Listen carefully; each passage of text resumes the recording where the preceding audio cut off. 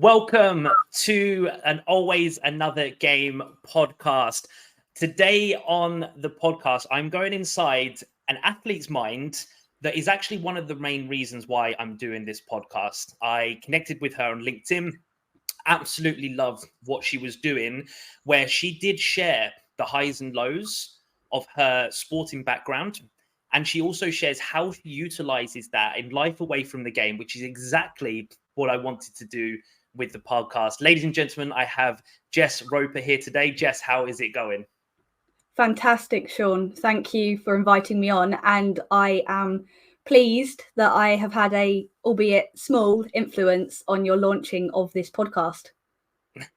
Well, it has been really big because I did reach out to you first in a message and I said, look, Jess, this is my idea because this is what I started to think about. And yours, I think it was just the timing of it, that your story and how you were showing up was exactly what this podcast stood for. So no, you can have a little bit more than small. You can have a good big chunk of why we're sitting here today. So thank you so much for coming on. For anybody that doesn't know, Jess is an ex-kickboxer, but I'll let her tell a little bit more about her story because, it's a pretty fascinating one. So as I ask everybody that comes on the show, who is Jess Roper?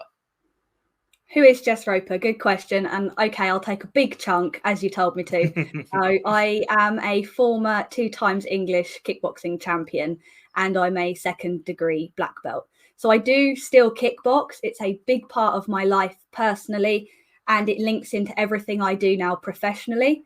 I will emphasize that I was an amateur athlete, so I wasn't paid to do it. I did it for the love of it.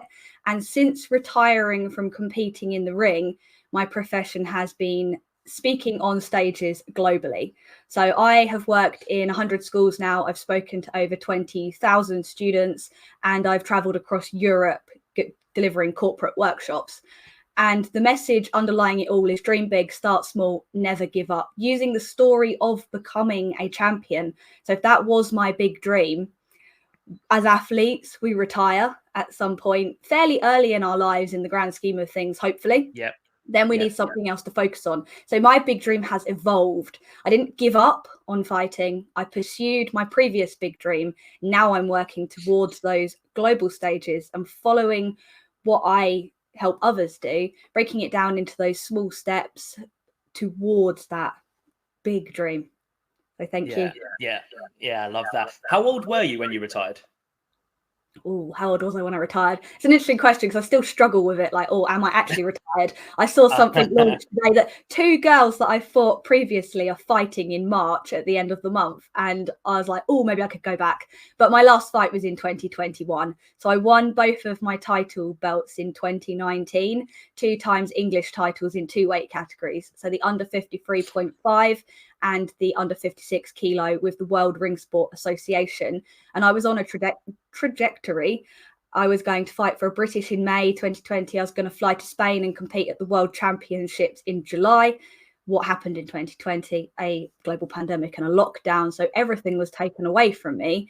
And it was in that time frame, becoming a champion had given me the confidence to go self-employed. And I'm sure we'll speak about it a little bit more later. I spoke on stage for the first time ever, a 5-minute slot at a local event about the benefits of kickboxing for women at a local International Women's Day event. And that sparked my desire to pursue that. And then that overtook my fighting. And I've, over the last few years, worked on being a retired athlete and a current professional speaker. Yeah, because it's interesting because we have spoke before and you did mention these other 2 that are fighting. And it's interesting because there are a lot of athletes that retire but don't let it go. They do, they still have the passion and the desire to do it. And there are people like myself, I've had moments of wanting, considering playing again, but the itch in a sense is well and truly gone for me because there was nothing more than a moment. So is that itch still real, or is it just the fighter in you? The thing that is in my benefit is I never really identified as a fighter and an athlete. I identified more with coach, black belt, martial artist. That hasn't gone anywhere. I still coach, I still train, I'm still a black belt, and I will continue to progress through my downgrades. And that has been my why, my motivation to push myself to fight, to face my fears, to become the best that I can be, to lead the way for others. So when I was coaching women in the gym, I thought, if I don't persevere through the losses, so I lost a lot of fights early on, and then I had to overcome them. That hence the never give up, the resilience piece that's so powerful, because I've been there to win, to then become a champion. And I found the speaking, which is a lot like fighting, in the excitement, the adrenaline, the specific outcome, that you dedicate so much time to the process that nobody sees for that moment in the ring, moment on the stage. So that is my version of fighting now, speaking, because it does still scare me. Every bigger stage, every new audience, you never know what's going to happen. Yeah. Hopefully, I don't think I'll ever get punched in the face. It's not quite as scary as fighting. But still, there is that part of me that thinks, oh, I could fight again, because nothing has ever pushed me as much as fighting has. Because literally, you sign a death waiver, and before every fight, that thought goes through your mind, what if I die? Like, it's fight or flight. You have to fight. Yeah. And what's really interesting is I've spoke to a professional boxer on the show, and lockdown forced him into going professional because that allowed him to continue training and competing. For you, it took you the other way. How does that feel? For me, I always wanted to retire on my own terms, and a part of me did, and a part of me let external factors control that within the sporting world, that I'd kind of lost the love and people had affected that love for it. How do you feel having that scenario thrown at you? I feel it has been very much on my own terms, and any potential external influences that I tell myself. So I have struggled with that, how other people will judge me. Like everybody else, I'm sure, most of us, we fear rejection, we fear failure. And it's always been about, if I fail, how will other people perceive that?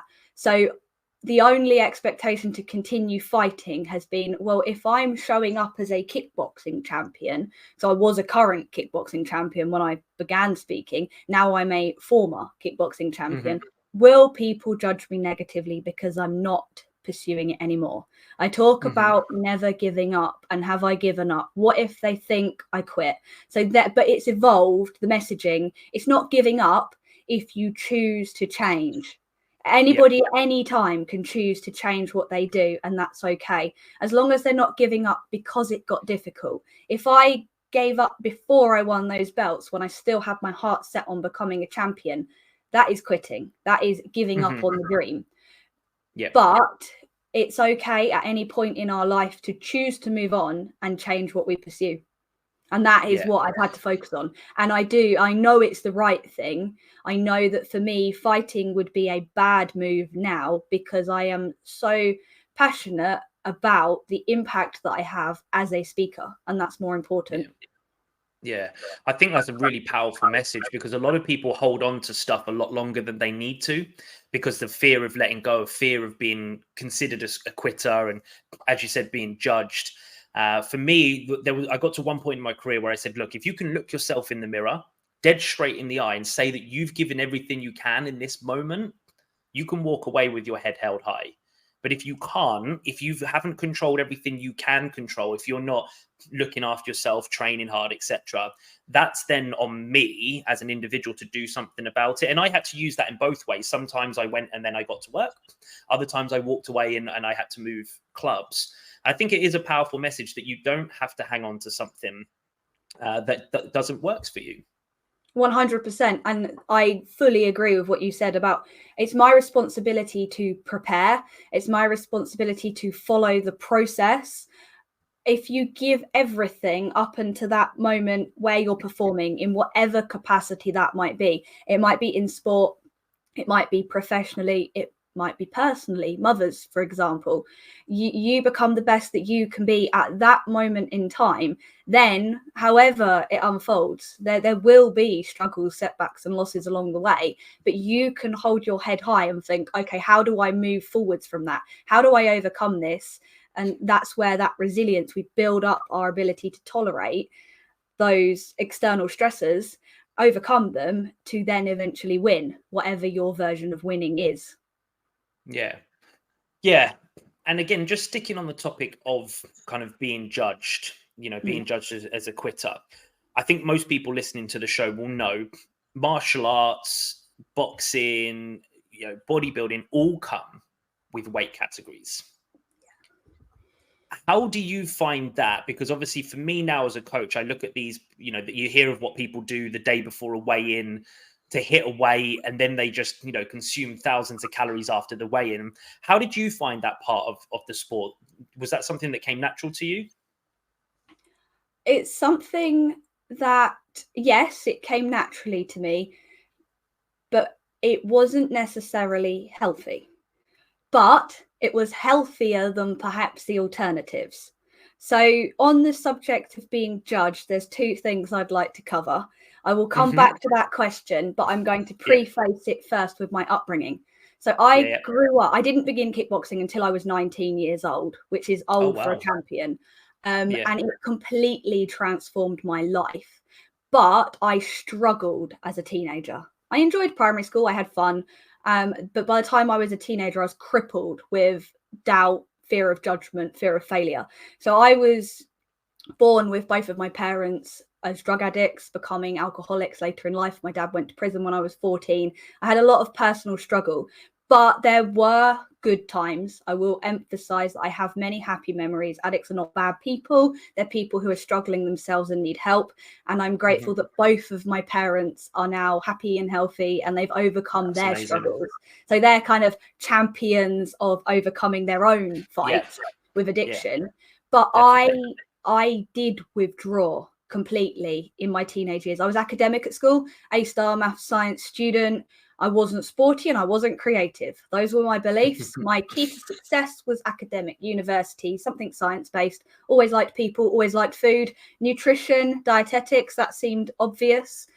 And my beliefs around body image and everything definitely began in my early teenage, late childhood, early teenage years, where I would think I'm too fat compared to everybody else. I'm not small enough. I'm eating too much. And it would have gone towards disordered eating. I didn't have an eating disorder, but kickboxing provided me with a way of managing that. So the weight categorized sport gave me something to focus on, because if you're never enough, and I definitely struggled with never being good enough. My thoughts when fighting and losing were, I'm going to lose because I'm not fit enough. How can you be fit enough when you can always be fitter? It's a if you're in that frame of mind. So that's where we have to learn the self-acceptance. But having a weight took the focus off of my image, and I knew when I hit that weight, that's what I need to be. So that's what I focused on. And I knew how to do my nutrition. And like I said, it was obsessive, but it was a healthy way of dealing with those body image struggles, because it was no longer about my image. It was about my performance. I love the reframe there, because everybody will deal with it differently, and not everybody will struggle with hitting weight categories. Some athletes do, some athletes don't. So it's great that you kind of had that as a positive. Did you find coming out of those obsessive times, did you find that quite easy into coming into, I guess, normal day-to-day life where you didn't have to obsess anymore? Being completely honest, I still struggle with it now. It's improved. And this is where I don't talk about this often, but I think it's important to mention it. Throughout 2020 and lockdown, I studied hypnotherapy. So I was studying nutrition. Then I realized it's the behavior. And you will completely agree with this, I'm sure. I love that. Love it. The nutrition is important. People do benefit from education. But if we don't change those underlying beliefs and those behaviors that are driving everything we do, then no amount of willpower will win. We can't keep fighting ourselves. So that has helped me, studying hypnotherapy, receiving hypnotherapy, learning more about myself, learning more about behavior. But I do still get, like, those fear of judgment. What if they think I'm not good enough for not fighting anymore? Or I get that, well, what if they think I'm too fat now? Because I have put on a little bit of weight. I have a more relaxed nature about food. I don't track everything anymore. I don't have to be 55 kilos walking around at 57 kilos. I don't have to be in the gym 6 days a week and running 3 times a week and sprinting. And I train in a more balanced way around my current goals, personally and professionally. But I do still have those thoughts, because there isn't, what am I supposed to be? What are any of us supposed to be? And if we're looking to fit in a box, and society, I'm going to go off on a tangent now, and this, because this is no, I like it. I love it. Society does create these expectations. A woman should look this way. She should fit into this size. She should follow this diet, this many calories per day. But there is no box that us as an individual should fit in. Yeah, I said there, I love the tangent, because it's very, very relatable. And when I finished playing, I didn't know what to do. I literally was like, what do I do now? Like, I went to the gym to train for ice hockey. I'm not playing. So what do I train for now? Do I carry on doing the same thing? That's really hard. I don't want to train really hard anymore. I've finished. And you're talking to a personal trainer here of 13 years. You're a personal trainer. You can't eat that. You're a personal trainer. You can't do that. And it is. We bracket. We label everything. Everything needs to be labeled and put into boxes. Whereas actually, I think what a lot of successful people now know is, no, you don't need to be in any box. You need to be out of the box, far out of the box, and doing whatever you like, as long as it's within limitations of the law. But living yourself, living your life. Actually being out. So when you are an athlete, when you do have to perform in a certain way, you do have to be in the box. I was in the box of the weight category, and it's a very strict box for obvious reasons, for safety reasons. So I don't disagree with weight categorized sport. There's no way you could do it without. But most of society don't have that box. And the image of an athlete, I feel like sometimes in myself, if my ego is being fragile, or I will feel, but I don't fit in the athlete box anymore, because I don't. I wouldn't fight. I'm walking around at about 60 to 62 kilos. In my mind, that's far too big. I'm carrying more fat. Not that fat is a bad thing, but I would be against women more powerful than I am, because I haven't put on 5 kilos of lean muscle mass, that's for sure. And I'm too short. So all of these boxes, I'm too short, I'm too fat, whatever it might be, isn't true for Jess, speaking to you now on this podcast. I am happy, I am healthy, and yes, I enjoy cake, and that's okay. Who doesn't enjoy cake? So I think it's important that I show that a former female athlete who is still a healthy physically and mentally 30-year-old woman, this is what I look like, and this is okay. If I tried to force myself to continue to look like what I needed to when I was competing, it alienates me from the audience, because they will go, oh, it's okay for you, you're an elite level athlete, it's okay for you, you're a champion, when my message is actually, we need to learn to accept ourselves as the human being that we are, outside of all these labels, whether that be mother, businesswoman, athlete, whatever your identity is. It's not linked to what you look like, although in society it is. Yeah. And do you feel the hypnotherapy had, has helped with that, with you coming to terms with it? Absolutely. It's hard to, the analytical part of my mind that would like to know exactly what it did, thinks, well, what did it do? But where it works at such a subconscious level and in changing beliefs, it's definitely had an impact. I think it helped me with the transition as well. So the changing of identity and letting go of the former self, so the athlete version of myself, but also the underlying childhood trauma and what would have been my coping mechanisms. I now have a much more healthy, balanced, for what it's not really ever balanced. We're in a state of kind of continual flow, but I do think it's helped, but it's hard to pinpoint exactly how. And I also don't know what I would have been like without it. I think I would have burnt myself out badly, because I think I would have clung on to fighting and that need and that obsession. And throughout my 20s, I coped. I wasn't my healthiest. I'm definitely healthier now. But there would have been a time where I wouldn't have been able to cope anymore. So I think, without, more so than how I feel now, yes, I'm positive now, and I can't quantify exactly how it benefited me, but I do believe that it prevented future failures. And isn't it fascinating the amount of people, including myself, I speak to, that say they're healthier now as a non-athlete than when they were at peak performance? You ask me to play a game now against people that are playing full time at the same level I played, I'd last maybe 10 minutes if I was lucky. You know, but maybe you have the same feeling that if they said, right, you're in the ring right now with some of the people that are competing now, yet you feel healthier than you did when you're an athlete. This is where health and fitness are different. They're an elite level fitness, athletic performance. I don't know the statistics, but how many female athletes suffer with amenorrhea and fertility, the menstrual cycle? I didn't care about that in my 20s, early 20s, because it didn't affect my performance. Like, it does, actually. There is emerging evidence that women run on a cycle, so our training needs to be tailored around that. But I wasn't aware at the time. And the pressures, it's stress on our body. We know that physically we need to recover from the reps we do, but do we pay attention to our mental fitness, our mental resilience, and the stress? But that combination of mental and physical stress, if we're not recovering adequately, is damaging. Professionals are better at it than amateurs too. So I said at the beginning, I was an amateur athlete. I also had to earn an income. I worked in hospitality. I worked late hours. I'd get up early to get the admin done.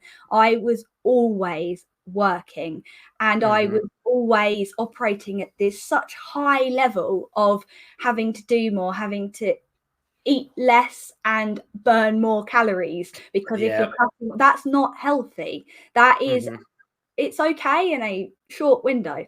Why do athletes retire in their early 30s or late 20s, even depending on the sport? Because we can't manage it for longer.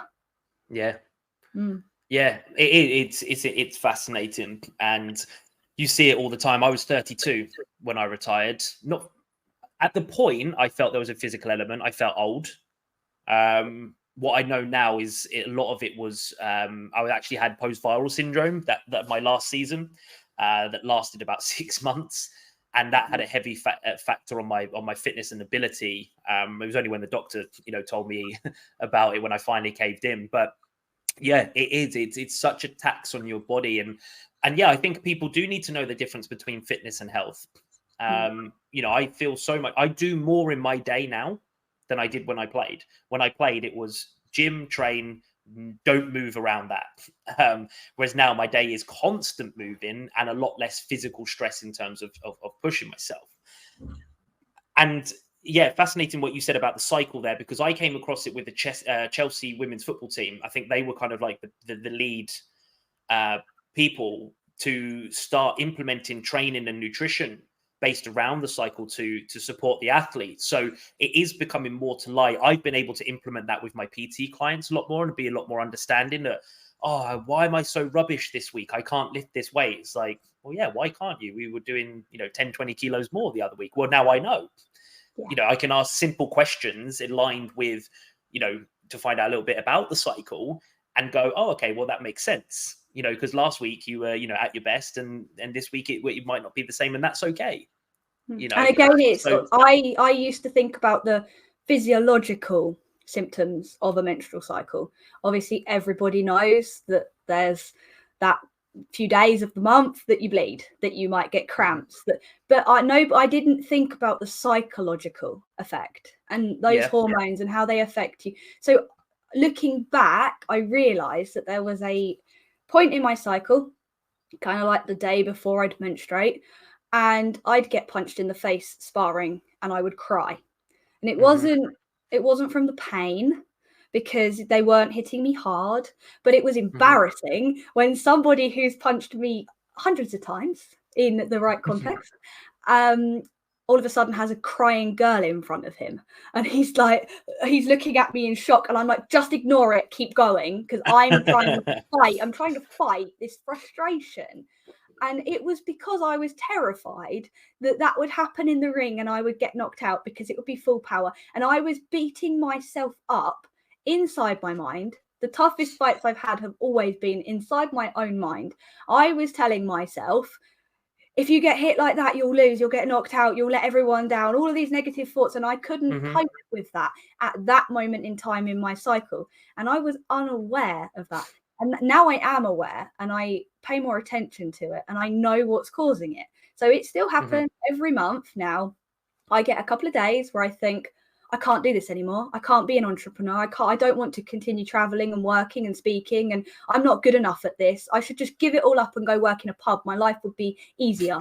And then I will sit in bed and feel sad about it and verging on depressed, but only for one day a month, and only because of my menstrual cycle. And I now know that I can sit with that and it's okay and it will pass. Whereas it used to feel, so it does feel real in the moment, and I've never suffered with depression, thankfully, but in the moment, that is it. Your life is depressed, but I know what's causing it, and I know that it will pass, and that's a huge difference. So in terms of training, we now, as a coach, I would recommend that we don't spar those days of the month. We don't need to spar every day. So periodize the training. Have it on day 13, 14, where we feel invincible, and we'll walk out the ring going, yes, I'm going to win. I am a champion. Guess what? If we're telling ourselves that, we're likely to do it. Yeah. So what advice would you give to somebody that maybe is experiencing this, if we've got a current athlete, even if it's not an athlete, even if it is just somebody, like you said, in business that has these days but hasn't got that awareness yet? Is there a piece of advice you could give them to help them raise their awareness and see, the light on the other side? So the fact they're listening to this and we're talking about it is raising their awareness. So hopefully this has sparked maybe that's me. Then it's educate yourself and educate those around you. So if your partner doesn't understand, open up that communication, because we often deal with it inside, and there's like previous stigmas around it, and we don't talk about it. If we're not aware, obviously we don't communicate it. We become aware, then we have the responsibility to start communicating about it. So I'm here talking to you to raise awareness. This is very purposeful, not necessarily comfortable, but over time I've realized it's important, because again, I grew up hiding it, being a teenage girl in school, like needing to go to the toilet and teachers saying, no, you can't. And you don't just, now I just stand up and say, I'm going because I need to change my tampon. But you don't have the confidence to do that when you're a teenage girl, and you hide it and you feel shame. So again, if you're in a high performing environment, if the culture is we need to perform like men, we want to hide our femininity, but we need to change the culture. And so then that would be an everyday female, whatever they're doing, professional working woman or mother at home, or educate your children. If you're an athlete, I would say make sure your coach knows and understand and communicate with them. I would like to think most coaches now are aware and are at least educating themselves if they are not already educated. Like you said, you've educated yourself. You now understand better about how clients need to adapt around that 28-day approximately cycle. I coach predominantly women, and it's one of the first things I think about and discuss. So it's awareness, which this podcast is helping to do. If you're listening, feel free to share it if it's something you want people to hear about. And that's a way that share resources so you don't have to speak about it. I listen to Dr. Stacey Sims a lot. She's a professor over in America, and she talks about, she got kind of the slogan, women are not small men, and talks about the lack of research in women in general, but especially menopausal women or perimenopausal women, or we're not athletes. Most women aren't athletes, and we don't have to be athletes, but we do all have, if we're healthy, a menstrual cycle up until the point we don't, and it needs adapting accordingly. And we do need to move. We do benefit from movement throughout the whole of our lives. There is a host of benefits for everything from bone density to muscle, and everything. So being aware of how our hormones and our physiology, and it's all emerging. So that going back, sorry, this is a really long answer. Going back to the education piece, educating ourselves and educating others around us. Yeah, but life is performance. Sport isn't the only place you perform. You perform as a parent, you perform as a partner, you perform as a business owner. And I think what a lot of most successful sport teams and sports people do is they find the 1%. And if you can just be more open and more aware about your struggles, and that could be anything, that doesn't just have to be a cycle, that could be anything that you're struggling with, you can find your 1%, and you can find yourself to be that little bit better and that little bit more energized, and like I said, be able to cope with difficult, days that you may have. So I think it is very important to go back to what you said, which was kind of like the main answer, which was communicate. Yeah, be open and be willing to talk. And we are at the beginning of a culture shift. Like, if I want to use a powerful word, we need to revolutionize the education system. The education system feeds into our careers. So the corporate environment, I have worked predominantly in schools over the last few years, but over the last year as well, I've worked within corporate client workshops, delivering, again, the same kind of thing, taking the lessons learned from elite level combat sport and empowering and educating the corporate athlete. They are working in very high performing situations, high performing students. At the moment, the culture around it is there is no way to adapt to a menstrual cycle. But if you think outside that box that we're trying to get out of, regarding weight, regarding gender, whatever it might be, why not? Why can't we? As athletes are leading the way here, our training can be periodized. It is periodized around games, matches, fights, and now around female menstrual cycles. That needs to translate into the education system.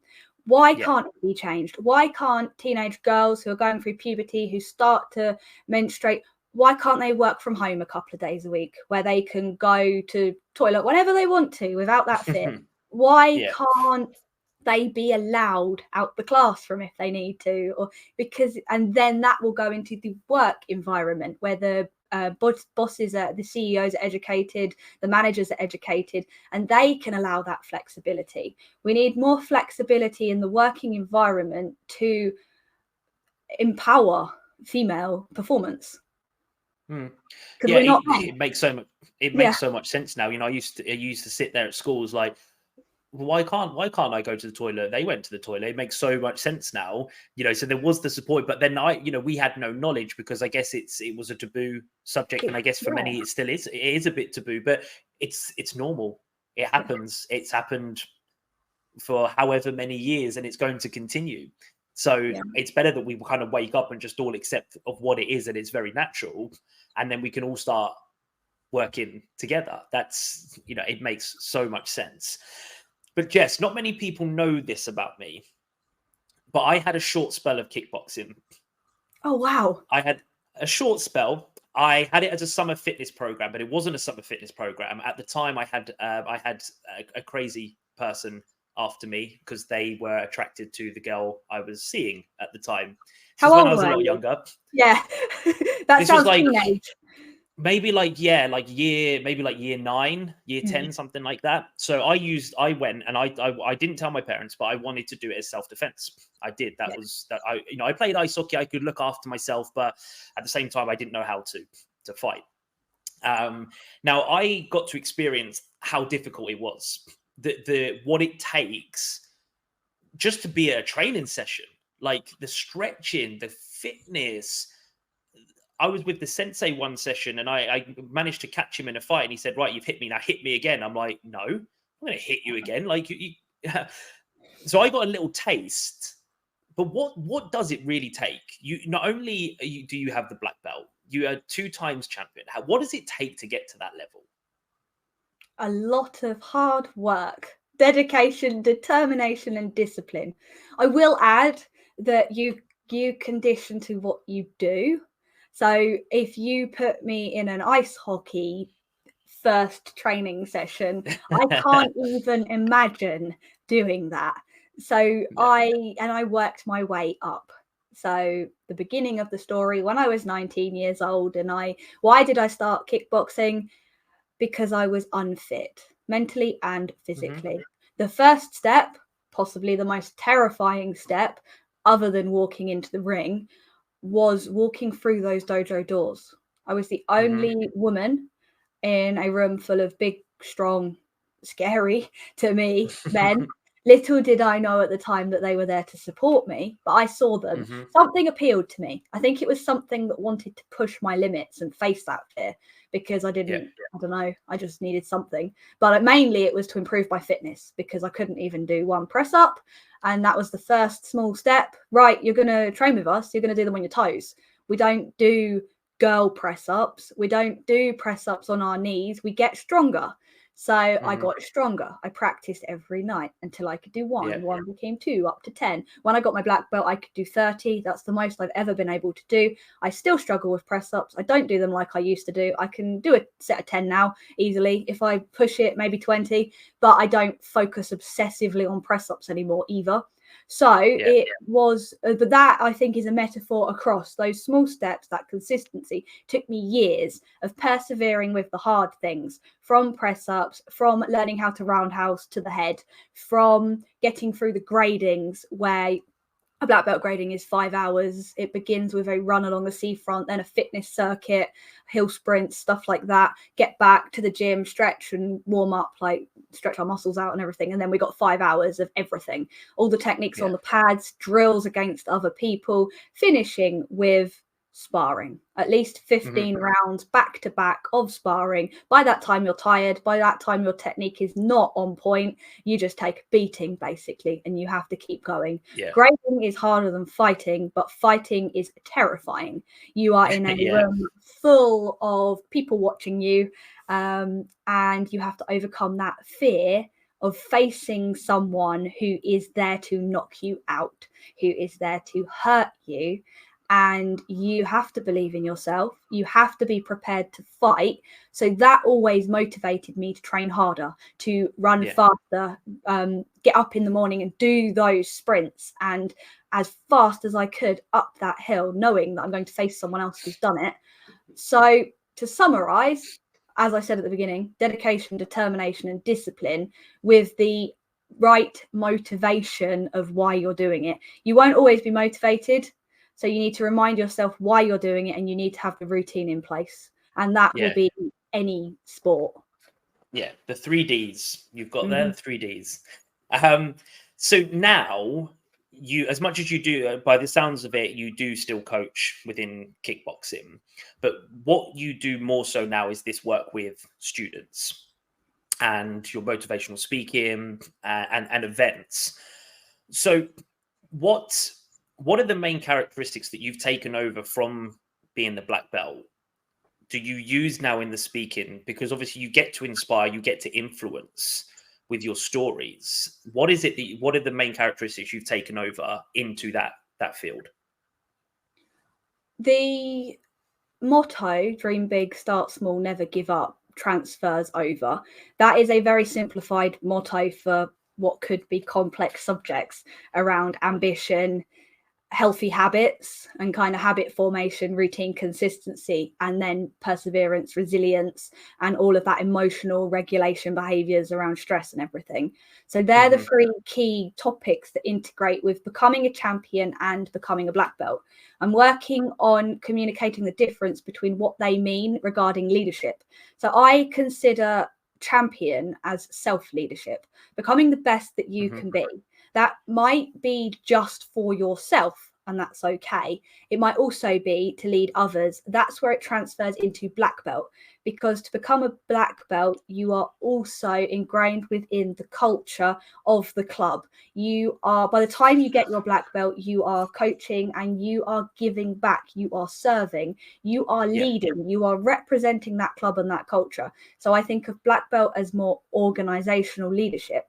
So in the schools, it's very inspirational, it's very motivational, it's very fun. There's a big I talk about focusing on fitness and fun with my kickboxing. So from the women in the gym, I've coached predominantly women in female-only classes with the goal to integrate them into mixed, I will add. I don't agree that we need to segregate men and women, but I do feel it provides a positive platform to help them overcome the fear, potentially overcome any past traumas, improving that self-esteem, confidence to then work with men. And so from coaching in the gym into schools, making it an enjoyable way to exercise. The majority of people will never fight and they will never grade to become a black belt. And that is absolutely okay, because you can benefit from that 1 hour a week. If that's that 1 hour a week for you, it's better than nothing.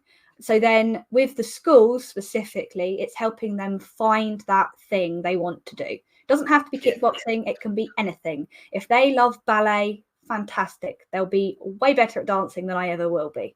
If they love, I even say arts, dance, drama, creativity, that's important too. And obviously the academic route are going to schools. I want them to achieve. So how we achieve goes across the board to keep ourselves, we have to keep ourselves happy and healthy along the way. So physical exercise to improve physical and mental health is important, but it's more about that empowerment piece of becoming the champion, becoming the best they can be. Then obviously into adult audiences and corporate, it's more linked to working with the leaders, working with the people who do manage teams and helping them create that culture within that company to bring out the best of themselves, because they are still leading and they still need to, we can't lead if we don't look after ourselves. And that goes to mothers too. How can we be the best mum to our children if we're not prioritizing us? So it's prioritizing themselves to then become a more effective leader and improve their leadership. Did that answer your question? That was very long. But it's again the reason why you're on. The reason why I do this podcast is the skill shift. You said there, it doesn't matter. It's not about getting people into kickboxing. It could be absolutely everything. It's the same skill set. It's whether it's the dream big, start small, whether it's the 3Ds, whether it's anything that we've kind of covered today that we've had to go through and implement. It's all relative. It's just a way of introducing that skill into something you are passionate about. That's when you can start to become successful or a champion. It's the implementation of the skill. And you've managed to do that, because just before I came on this podcast, I saw your post. And if you know what post I'm talking about, you are more than welcome to go ahead and take the stage and tell everybody what it was about. But it just summed up exactly, why you do what you do. Can you share your interpretation of it? Because I'm curious. That'll test my communication. Yes. So you were talking that I think you'd had a message. You'd inspired a young athlete. I think she might have been kickboxing as well, to do her first event, and it was a mum thanking you for inspiring. And that's exactly what it's about, right? Is for you to share your story. And all you needed to do was inspire that one person. It doesn't matter if it was hundreds or thousands. That one person listened, implemented, and it was because a huge element of it was because of what you'd done. Yeah, that's the gist of it. So the message I wanted to communicate was about, as somebody who inspires others in whatever capacity that might be, but especially as a speaker, because you don't get that one-to-one contact, you don't get to look them in the eyes and connect with them at that level. You share, like now on this podcast, I don't know who's listening, and if you are listening, do feel free to reach out to me and let me know what you took away from this. I'd love to hear it. We don't realize the impact that we're having. It could be the person that you smile at when they serve you your coffee. They might just think, oh, that was lovely. But that particular young girl, this was in a school in Bradford, a very deprived area. They booked me to go up and speak to them. I've had students ask me, but how did you do it? You're female. Like, they weren't aware that women can compete in a, it is still very male dominated sport, but things are changing, and we are, I do believe, in a very positive time to move forwards with this. And she went and competed and she won her first medal, and her head teacher sent me a photo of her with her medals and thanked me for going, thanked me for providing that positive role model, but especially for young girls. And then I've had other mothers at other events tell me that their children have started martial arts. They have heard me speak, and I might be at a 120 people awards night event speaking about becoming a black belt. I link it to kind of imposter syndrome and who am I to be here, slight tangent, but when I was awarded my black belt and I walked on the mats, I walked in and I was like, who am I to be here? And it was the same with winning an award. When I won the Social Impact Leader Award, it felt the same. Who am I to be here? But I reframed it.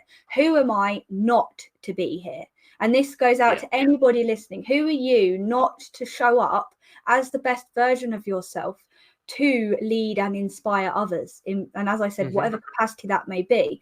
And that has had an impact where people tell me that their children have started martial arts because they heard about the benefits through me.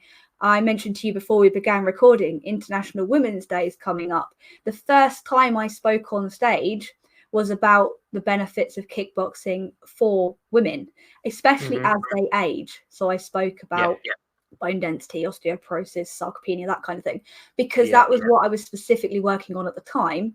But that impact led to me now having spoken to thousands of people, and I'm not aware of every single individual what that's had. I'm only aware of the few who have contacted me, and that will be the same for everybody listening. So make those interactions count and believe in yourself so you can show up and champion the causes that are closest to your heart. I think if you're still listening to this podcast, you will know empowering future generations, young people and women, changing cultures. They are all absolutely fundamental to what I do, but I'm not aware of how it's affected everyone, and I have to be okay with that and continue to do so, hoping for the best and hoping that with optimism that we are going to create a better world for the future. And you said a few times there's definitely a shift, isn't there? There's definitely, the tide is changing and people are more willing to talk and listen, and it starts one post at a time, one podcast at a time, one young athlete in Bradford at a time. That's all it takes. Jess, if anybody does want to reach out to you, if anyone wants to learn more about you, if there's anybody listening that may be part of a school, how can they find you? LinkedIn is my absolute favorite platform.